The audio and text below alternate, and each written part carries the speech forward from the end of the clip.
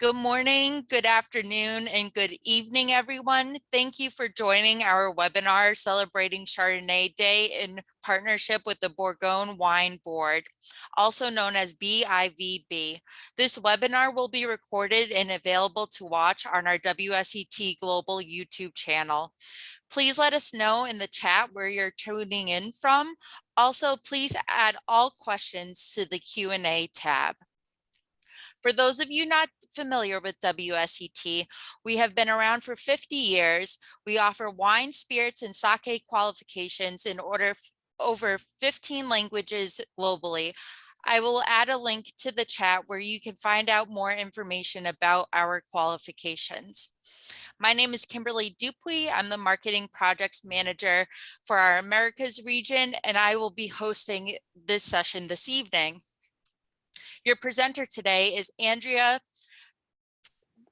Pritzker, MW of Bourgogne Wine Ambassador and founder of Wine Intuition. Andrea is a Master of Wine and is the founder of Wine Intuition, a wine education and corporate events business in Sydney. A certified WSET educator, she also works as an independent wine consultant, wine judge, writer, and public speaker. Born and raised in Toronto, Canada, she obtained a diploma in wine commerce in Bordeaux, France, before moving to Australia in 2003. Andrea's diverse career in the wine trade has spanned wholesale, retail, fine wine, auction, digital marketing, and buying. She became a Master of Wine in 2015.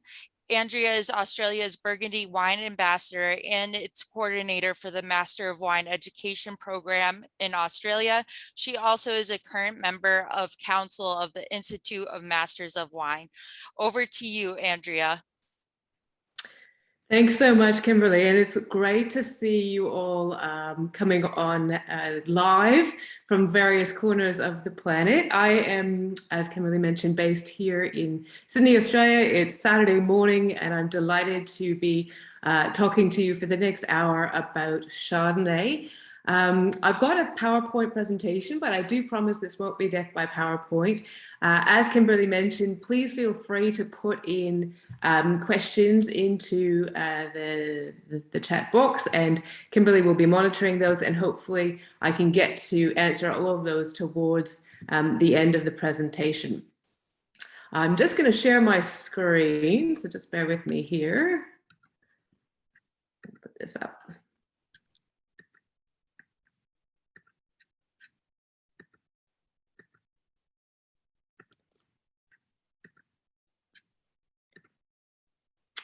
So tonight, and this morning, we're going to be talking about Bourgogne wine and more than just Chardonnay. And normally I would have my co-host Christian Ogenfuss with me from Napa, but unfortunately he's unable to make this webinar. So you will have me presenting Christian's slides as well. We're going to be covering quite a lot over the next hour, the history of Chardonnay, Chardonnay expression in Bourgogne, and I'll also be touching on Chardonnay in Australia, New Zealand, and Chardonnay in California and Oregon as well. But starting with the origin of Chardonnay, and as we know, Chardonnay really is the undisputed queen of white grape varieties, and it originates in Bourgogne. We're going to explore not only just the history of Chardonnay, but also its genetic origins and the origins of its name as well. Chardonnay is actually a spontaneous cross between Gouais Blanc and Pinot Noir, and you might not be that familiar with Gouais Blanc, and that would be quite normal because there's not very much Gouais Blanc in the world's vineyards anymore. But it had a very important role to play as the parent of Chardonnay. And DNA analysis from UC Davis and from Montpellier have placed Chardonnay as part of the Noirien family of grapes. And there's a whole group of grapes that belong to that family. And as I mentioned, this is a crossing between Gouais Blanc and Pinot Noir. And really, Gouet Blanc was centered around the central part of France, and a large area of Bourgogne was part of that as well. So there is very good historical evidence and DNA evidence to suggest that this grape variety was in place very, very early on, as was Pinot Noir. And the two of them managed to cross-pollinate. So how did that happen? Well, unlike what we have today, back before pretty much the 19th century, most grapevines were planted en foule, which means that they were planted sort of interspersed throughout the vineyards, not in the neat rows that we see today and the neat trellises. And that gave rise to the possibility of both Pinot Noir and Gouet Blanc cross-pollinating. So they were situated next to each other in various vineyards in that part of France, and they weren't trellised, and they had that opportunity to form the crossing that we know today as Chardonnay.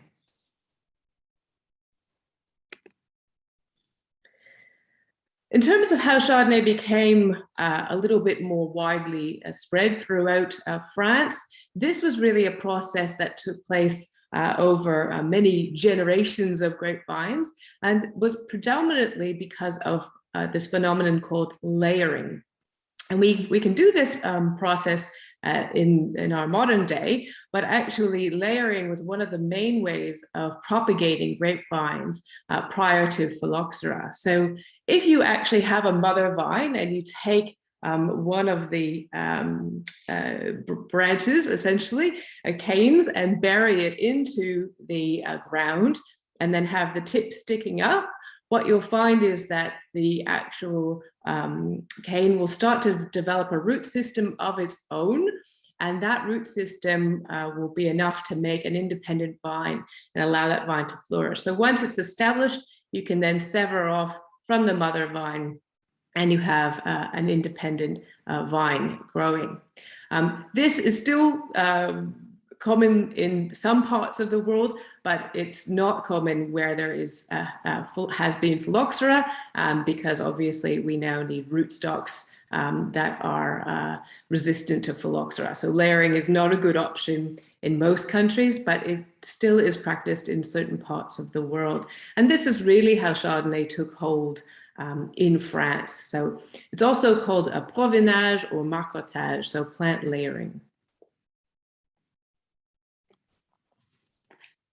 In terms of the birthplace of Chardonnay, again, more research from UC Davis and DNA analysis has really established the northeast of France as being the primary area where Chardonnay was found and its ancestral home. So since then, of course, it has traveled the globe very widely, and it is actually one of the most well-traveled white grape varieties in the world.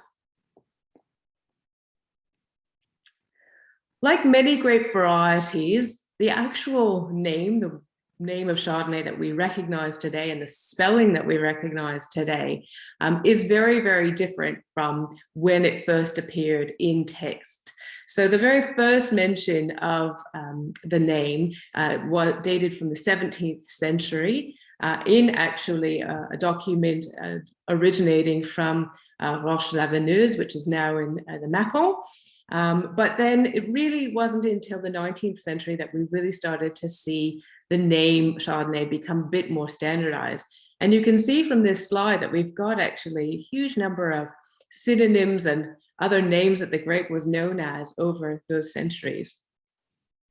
It really wasn't until the very beginning of the 20th century that you see Chardonnay formally defined in a Seltensberger agricultural dictionary, but also that we see a more consistent spelling of Chardonnay, the spelling that we recognize today. And really, Chardonnay became one of the darling grapes of the 20th century. It has this amazing capacity to be grown in a wide variety of climates, and that is quite helpful in terms of its ability to make great wine in many, many places in the world.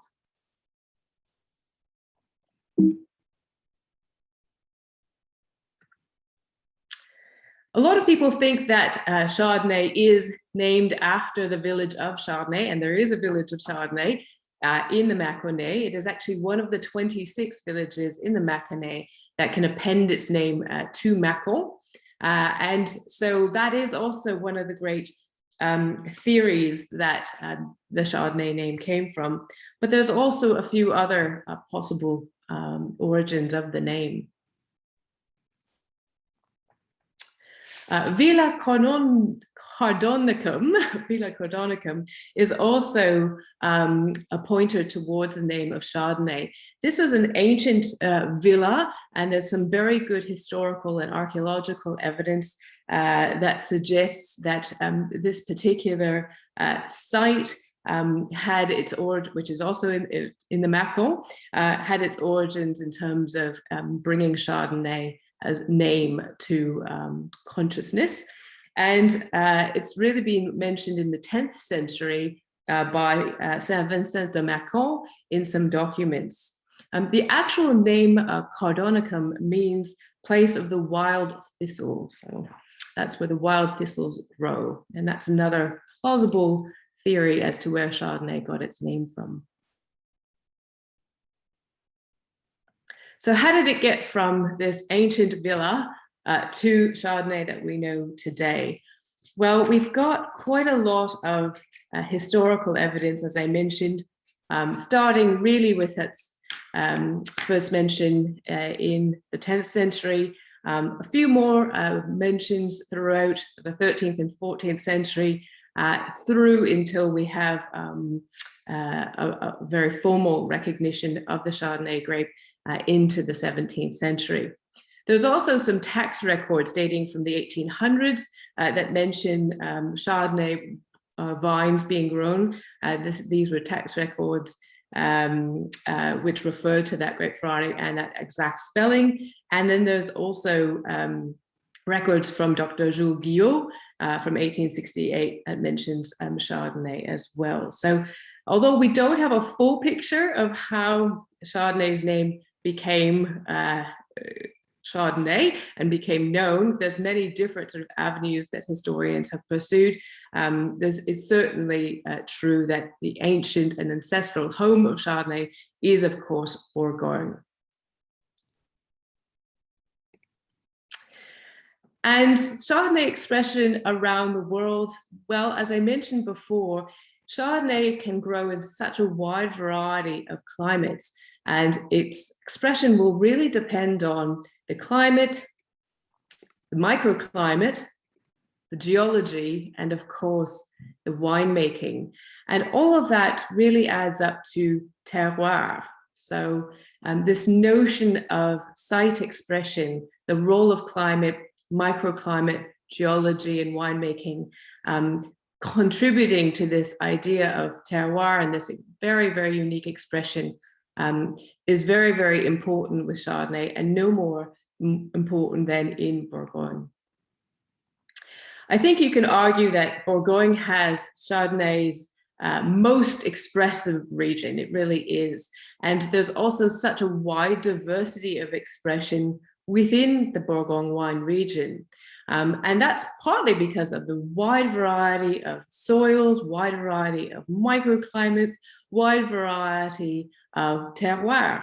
And no more is this really evident than in Chablis. So Chablis, being the most northerly wine region in France, for still wine, you find in Bourgogne, in Chablis, what I think is the purest expression of Chardonnay. And for those of you who are less familiar with Chablis, it has a very singular aroma and flavor profile. Because it's such a cool climate, you tend to see Chablis wines being a little bit shyer on the nose, perhaps not quite as expressive as warmer climate Chardonnay wines, but also a beautiful mineral acidity, wonderful precision, a wonderful tension, and aromas of lemon, green apple, and a wonderful nervy, steely acidity line. A lot of people who've perhaps been more familiar with very broad, richer, more New World styles of Chardonnay, like we see in California or we see in Australia, they wouldn't necessarily recognize Chablis as being Chardonnay. Its expression is so different from what we often perceive Chardonnay to be. And yet, because of this wonderful terroir, the Kimmeridgian clay limestone that is in Chablis, you see a wonderful expression.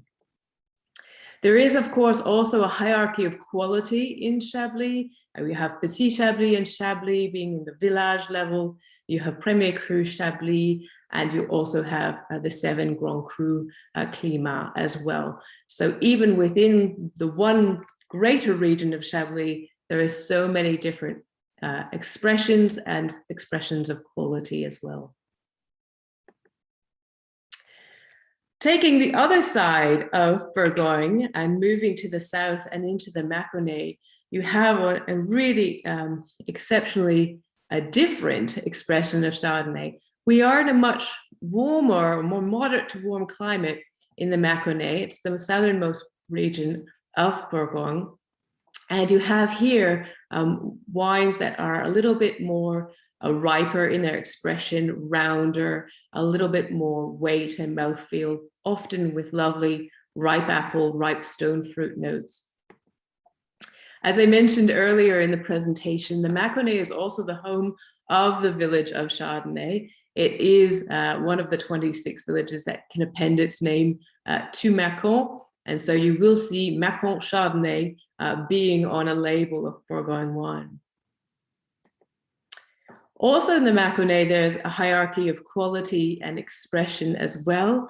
And I think that what's most exciting is the new declaration of a Premier Cru for Pouilly-Fuissé, which was just put in place starting from the 2020 vintage. So this is the first time that a Premier Cru has been established, a new one has been established in Bourgogne since 1943. So really exciting for the producers of Pouilly-Fuissé and a real recognition of the singular terroir and very unique climat in this part of Bourgogne.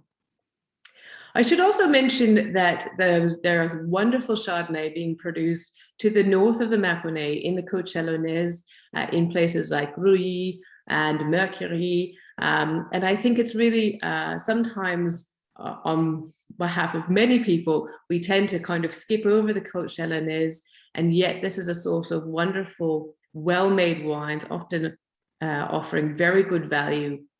And I think it's one of the regions that is really worthy of watching over the next few years, because the quality in the region has gone from strength to strength in recent years.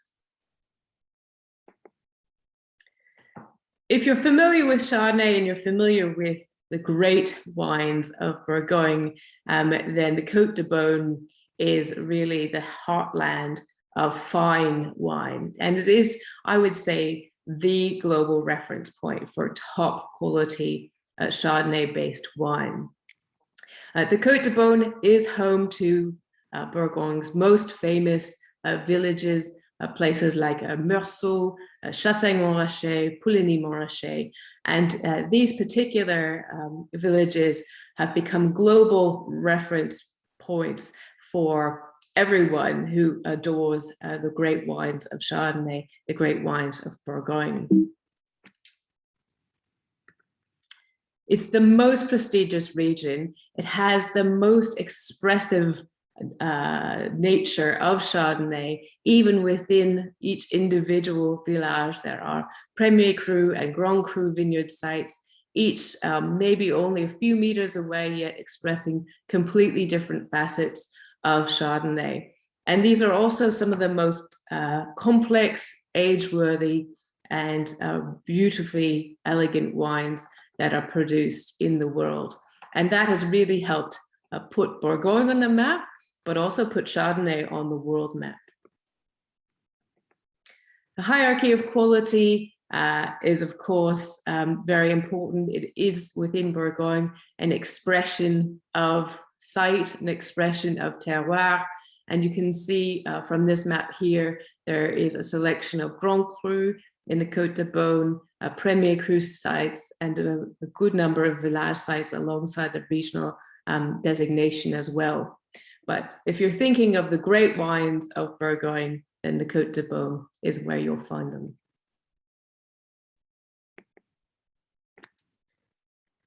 Not all Chardonnay is grown in Bourgogne. In fact, Australia has the third largest number of plantings after France and the USA.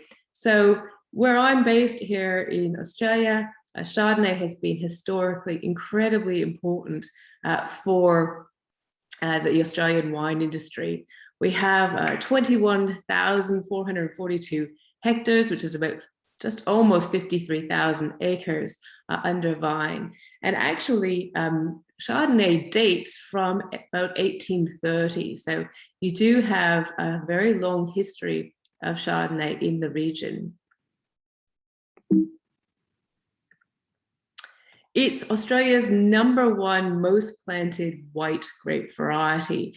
And for a long time, particularly in the 1980s, we exported here in Australia a huge amount of Chardonnay to both the UK and the US markets. And it was really instrumental in making Australian wine quite famous on the global scene.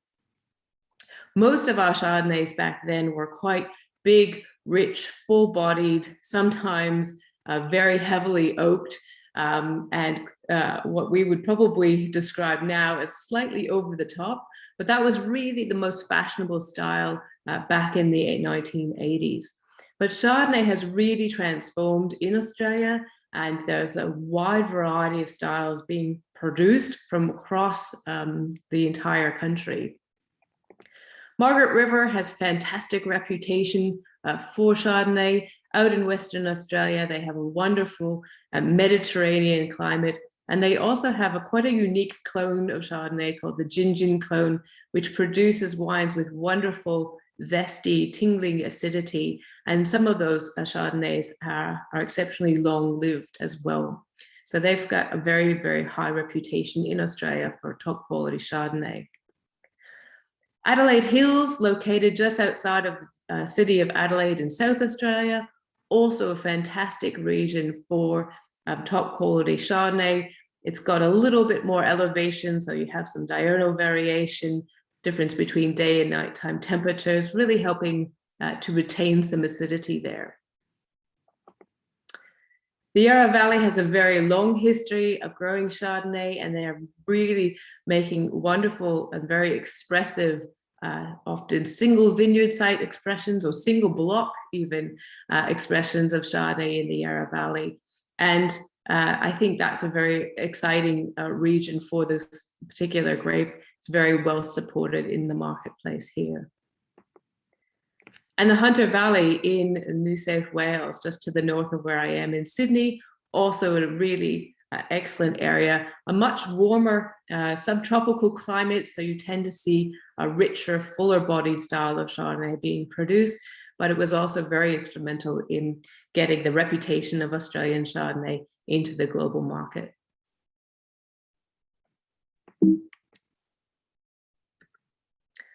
Over the ditch, as we say, into New Zealand, and Chardonnay is also a wonderful grape for the New Zealand vineyards. They have a much smaller number of plantings, just 3,187 hectares, or about 7,800 acres under vine, so much smaller footprint compared to Sauvignon Blanc, but they make a wide variety of styles across both the North and the South Island.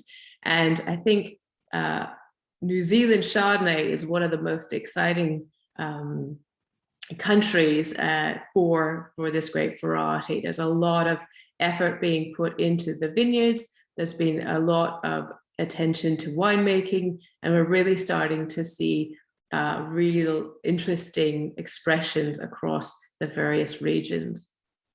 There's also quite a lot of Chardonnay being used for sparkling wine base, particularly out of Marlborough. And that's also true in Australia. We do use Chardonnay for sparkling wine base in the Yarra Valley and in the Adelaide Hills and in Tasmania as well. Coming back to New Zealand, though, there's a wide range of styles starting in and around Auckland, so just to the north of Auckland, some fantastic wines being produced there. Hawke's Bay, which is perhaps a bit more famous, much warmer climate, has a slightly longer growing season, and so you end up having beautiful expressions of Chardonnay with a little bit more weight and richness. Martinborough, right on the southern end of the North Island, also a fantastic area for growing top quality Chardonnay. And skipping over onto the South Island, you're also spoiled for choice with Nelson right at the very top north area being an exceptional area for Chardonnay, as is Marlborough. When they're not growing Sauvignon Blanc, they are very capable of making really beautiful, sometimes single vineyard expressions of Chardonnay, and of course, as I mentioned, sparkling wine as well. And for moving further to the south into Canterbury, North Canterbury, some of the really fine wines of New Zealand in terms of Chardonnay being produced there, wonderful climate, very elegant, very refined styles, and even Chardonnay being produced in central Otago, New Zealand's only sort of continental climate.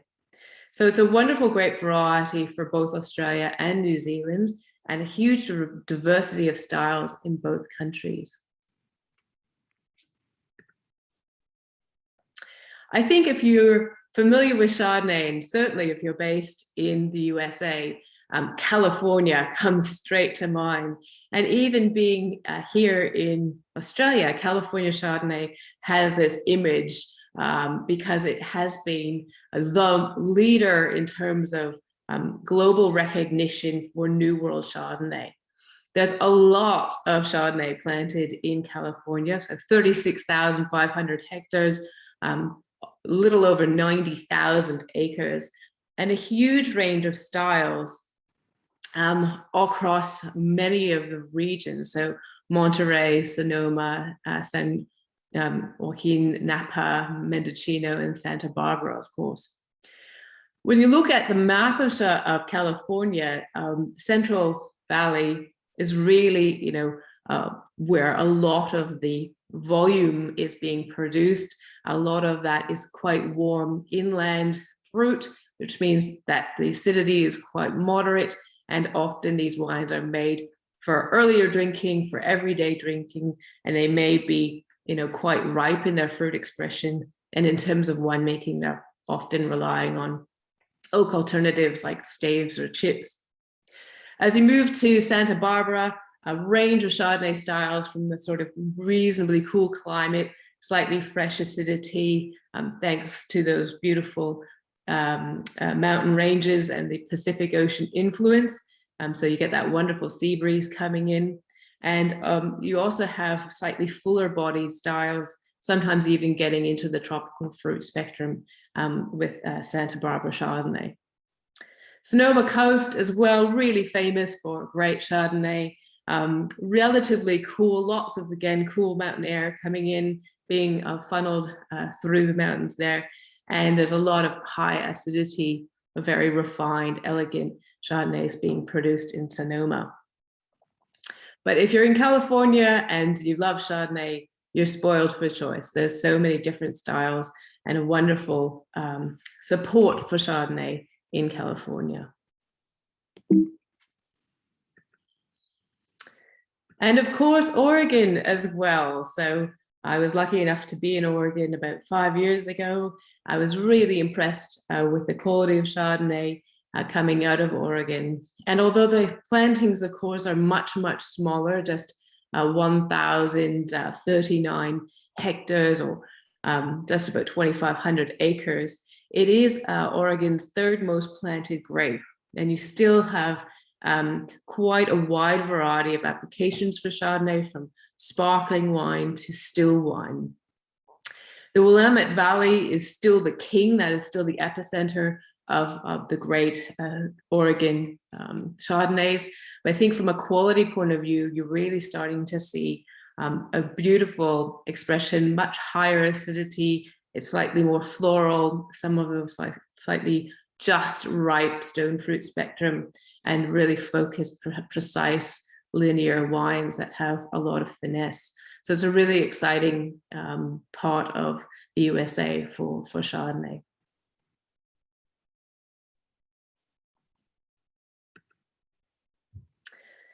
Bringing back to Chardonnay's ancestral home, though, that's really Bourgogne. And I think we can be quite grateful to Bourgogne for not only having such a wonderful diversity of styles within the region, but by kind of setting the standard, if you will, for other winemaking regions around the world that allowed them to be inspired to plant their own Chardonnay grapes and to make their own fine wines.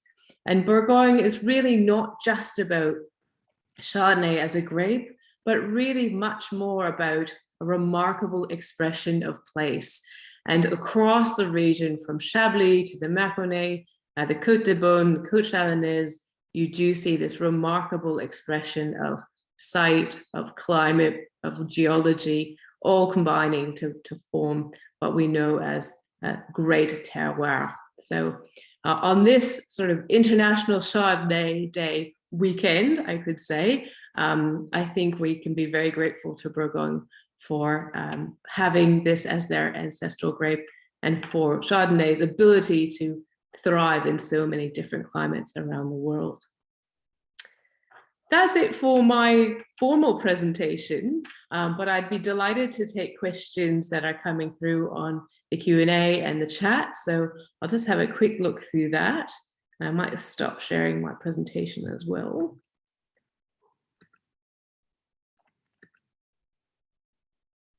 So I've got one question about layering. Is layering done for Chardonnay vines today? The answer is yes, but not in any area where phylloxera is an issue. So they do some layering in places like China, and parts of China do lend themselves to having grapes being grown in that layering method, but you cannot have grapes on their own rootstocks if you're in an area that's prone to phylloxera. Got some comments on Canada's Chardonnay contributions. Well, yes, you might have picked up the Canadian accent. So I did actually start my career in Canada selling Canadian Chardonnay. And I was over there over the Christmas period. So I would say that Canadian Chardonnay is going from strength to strength. There's some fantastic producers in Southern Ontario in the Niagara region. There's also excellent producers coming out of Quebec and Nova Scotia, and of course, British Columbia. And I think Chardonnay is a really good grape for Canada. It allows a slightly cooler climate expression, but also there's enough of a growing season in parts of Canada that you can still get them some of those sort of beautiful stone fruit expressions. And I think our understanding as Canadians of Chardonnay has come a long way. And that's probably true of many other wine regions around the world. Another question, any lesser known appellations in Burgoyne that you would recommend? Lots. I am Australia's Bourgogne Wine Ambassador, so there's many regions, but I think obviously the Côte Chalonnaise, the wines of Rouilly, the wines of Mercury, well worth seeking out in particular. And of course, the wines of the Mâconnais as well. You don't always have to pay top dollar to get a fantastic Bourgogne wine. And in fact, sometimes even within the Bourgogne regional appellation, if you know the producer quite well, you can find wines that are exemplary. And I had one of those the other week, which was just a Bourgogne regional, and yet the quality was very, very high. So it's worth following your nose. It's worth having a little bit of a look at some of the lesser known appellations in the Côte Chalonnaise, and even perhaps in the Côte de Beaune, places like Saint-Aubin and things, doing really, really well without having to pay top dollar for the really, really well-known names that are so famous, like Meursault and Pouligny, Montrachet, Chassagne, etc. And a comment from Melanie that Beaujolais Blanc is delicious. Absolutely. Yeah, that's a real find and very good value as well.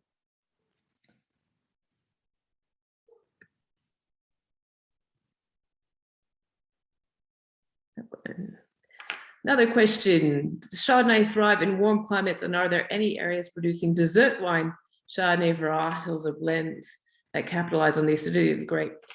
So Chardonnay can be grown in warm climates. In fact, a lot of our bulk Chardonnay here in Australia is grown in inland riverina, riverland, and we export that widely, as does California in the Central Valley. And so it can thrive. It does tend to lose a little bit of acidity in those warmer climates. And so that's something that sometimes needs to be corrected in the winery. But in terms of other dessert wines, yes, actually, surprisingly, you can get some benign botrytis in Chardonnay. And you do see that in places like Austria, in Steiermark, they will use Chardonnay botrytis to make dessert style wines. So you can find even sort of Trockenbeeren Auslese wines from Austria that have Chardonnay as part of the blend.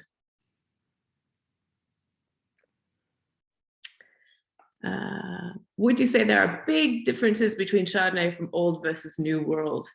Yes, yes, but also within the New World, there are big differences between New World regions.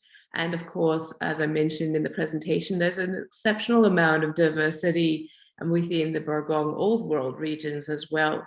I think the main difference, if you were trying to look at two wines side by side blind, is that really the acidity in many of the classic wine regions of Bourgogne is quite striking, and it's quite unique. It's a bit of a signature of Chardonnay, whereas I think for many of our New World regions, whether you're in Australia, New Zealand, California, Chile, Argentina, etc., you do see perhaps not quite that same unique acid line, but rather other more expressive fruit coming through, perhaps a slightly riper expression of fruit as well in many of those regions.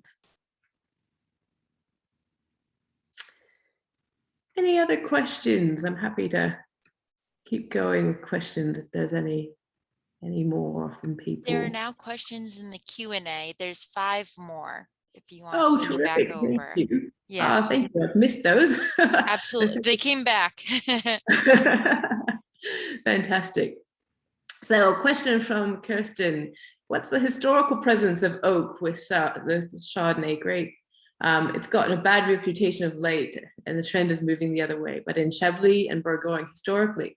Really great question. And oak is a funny one because it's very, very much about fashion. So oak has kind of gone in and out of fashion, particularly over the last sort of 40 years. In the 1980s, oak was super in fashion, and using lots of new oak was very much the thought process. And so that big, rich, toasty, buttery Chardonnay that was super popular made California Chardonnay super popular, made Australian Chardonnay super popular, was huge. And in some ways, they were emulating the great wines of Burgoyne. Meursault, in particular, often had quite a bit of an overt oak influence. There has been a global trend, you're quite right, a move away from really oaky, lots of new oak Chardonnay towards perhaps using larger oak and less new oak as well, so overall less influence. That is partly because of fashion, partly because of what consumers want, a slightly more restrained or less oaky version of Chardonnay in their individual markets. It's also a little bit winemaker driven. So winemakers are thinking, oh, I don't really like seeing all of this oak artifact. It's also kind of commercially driven. So there's a lot of costings that you have to take into account when you're buying oak. And if you don't have to spend as much on new oak, then you'll actually save money, perhaps have better profitability for your wine. So there's lots of things driving the move away from oak. In terms of what's happened in Chablis and in Bourgogne, actually, they used to use a fair bit of oak in Chablis. I was very surprised. And that was also back in the 1980s. But again, it really didn't suit the style and the climate of those wines. And so the vast majority of village level Chablis these days does not see any oak or any new oak, just maybe very, very old oak, if they are going to use it at all. And perhaps only using a very small percentage of newer oak as you move up the quality level, particularly into sort of Grand Cru. I think there's an element of fashion at play. We'll see where the next 10 years take us, but I think the balance of Chardonnay that we're drinking at the moment is probably quite optimal now that we're not focused so much on oak. Another question, this one from Michelle, can you speak about the flavor profiles from north to south in more detail? Is there more oak used in other areas of the world? Yeah, so flavor profiles for Bourgogne wine, so Chablis in the north, you see that beautiful green apple, lemon zest, steely, whetstone minerality. As you move down through the Côte de Beaune, you start to see a little bit more of the riper fruit, ripe apple, red and green apple, a little bit of the stone fruit spectrum, particularly in the warmer vintages. And certainly by the time you get to the Mâconnais, you are in much more riper peach, nectarine kind of aromas. The oak use in Bourgogne will depend really much on the quality level. So they will use the most new oak on the Grand Cru wines that have the most concentration, the most complexity, and the most capacity for aging. And they'll use much, much less, if any, as they move down the ladder in quality. So the regional denominations sometimes have no oak or very old oak. So you do see this huge diversity. Another question about, we've got a question about climate change. It's a big issue. Chardonnay is very versatile. How are viticulturists and winemakers dealing with the ever-changing climatic scene? Really great question. Climate change is something that everyone around the world is facing in the wine growing world. And Chardonnay, because it's so adaptable, is a good grape variety that's got a little bit more future proofing. I think what we're starting to see happen in the vineyards is a change of either aspect, if you can, so perhaps planting away from your most exposed facets. So if you're in the northern hemisphere, you might reconsider south-facing plantings. If it's getting a bit too warm, you might choose north-facing plantings even, and the reverse would be true here in Australia. Also a little bit better understanding of canopy management, so shading, making sure that the grapes have just enough dappled light so they can ripen without getting any sunburn. And then of course in the winery also taking in vintage variation. But I think it's something that all winemakers around the world, all viticulturists are looking at very closely. A question from Lindsay about my favorite Chardonnay. That's like asking my favorite child. I actually drink a wide variety of Chardonnay. I wish I could say I have a favorite. I do drink quite a bit of Chablis. So that is something that I tend to gravitate to here, even in Australia. But I do love a lot of our Australian Chardonnays from Margaret River, from the Yarra Valley, from Adelaide Hills. I also adore New Zealand Chardonnay from Marlborough and from Auckland as well, north of Auckland.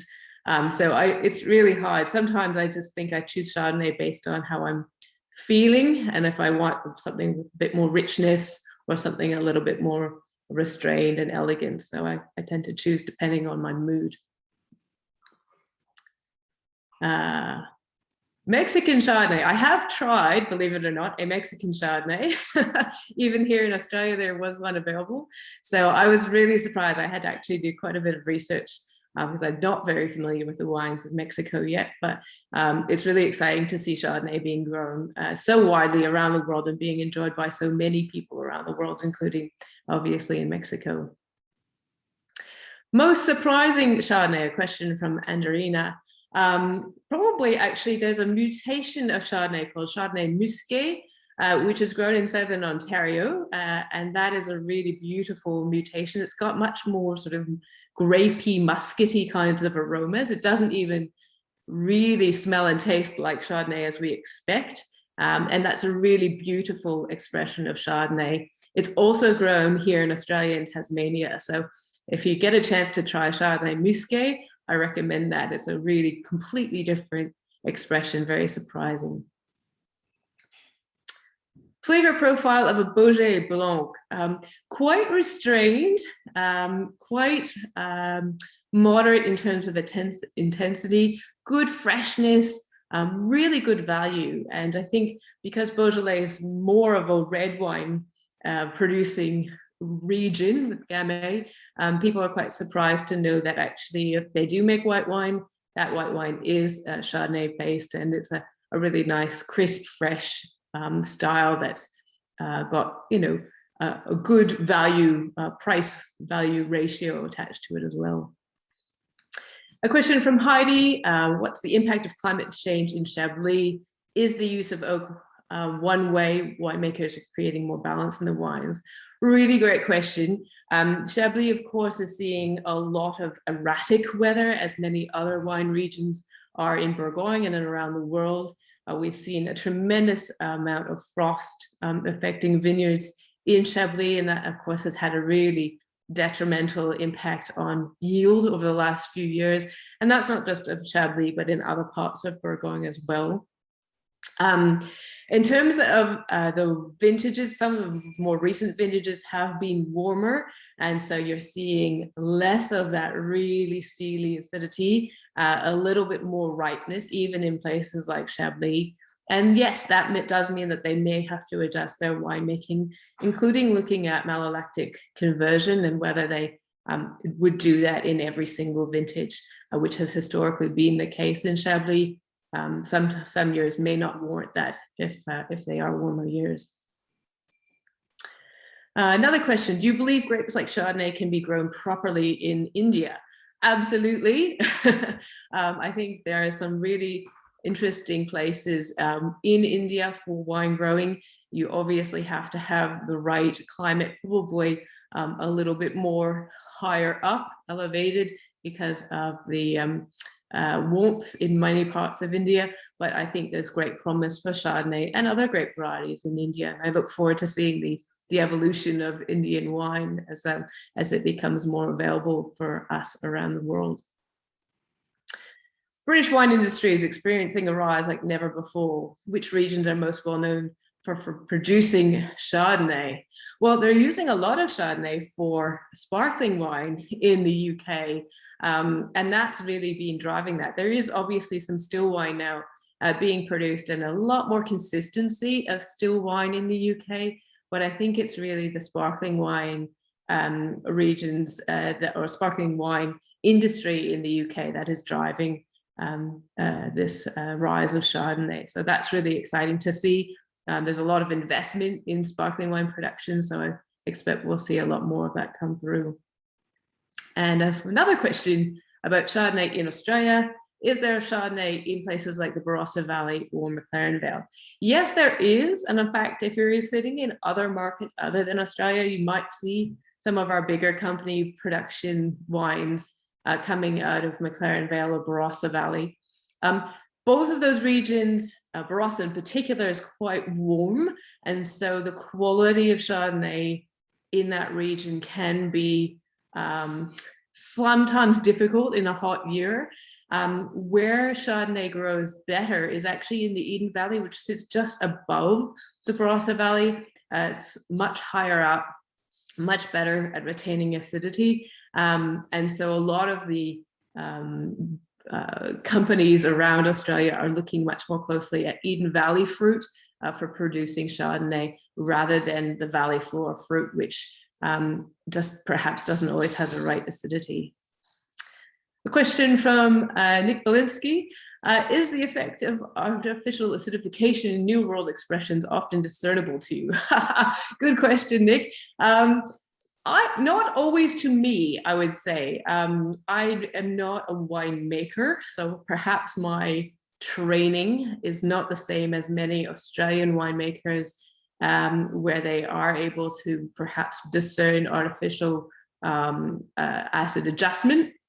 But I think what you do see is a balance question. So anytime you acidify, if you don't do it really, really well, you can get a slight imbalance in one direction or another. And that's where you might suggest, okay, perhaps this is being acidified. But there's some beautiful wines that have been adjusted in the winery where I don't think even highly experienced winemakers would be able to tell that those wines had been acidified per se.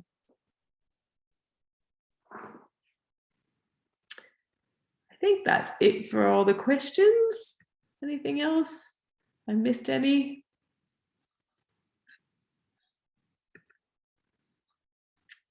If not, I think I've got to, oh, there's another question from Paul. Just to be clear, most of California, Australia, and Côte de Beaune Chardonnays are mostly oaky and creamy, but Chablis, Mâconnais, Western Australia, mostly unoaked, crisp, mineral. No, not quite, actually. Just to clarify that up, actually, you can find oaked examples of Chardonnay wine, even in places like Chablis. The Grand Crus will have often a small percentage of oak. The Mâconnais can have as well a small percentage, and the wines of Margaret River in particular often are quite oaked. So you see unoaked and oaked styles around the world in most winemaking regions. Winemaking regimes will just very much depend on the producer. Yes, Andrea, thank you so much for this wonderful presentation today. We really appreciate your time, and we hope to have you back. For those who have joined across the world, we really appreciate you. And if you're interested in any of our other Events Hub webinars, just go to our website, wsetglobal.com, and click on our events page, and everything is listed for our upcoming events. This recording will be posted on our YouTube channel, so you'll be able to have access to the PowerPoint and recording. And thanks again, Andrea. This is absolutely fabulous and a great way to celebrate World Chardonnay Day. Thanks so much, Kimberly. It's been a real pleasure talking to everyone. I hope you all, wherever you are in the world, raise a glass of Chardonnay this evening and celebrate Chardonnay Day. And I hope to see you at another webinar very soon. Very good. Cheers. Cheers. Bye-bye.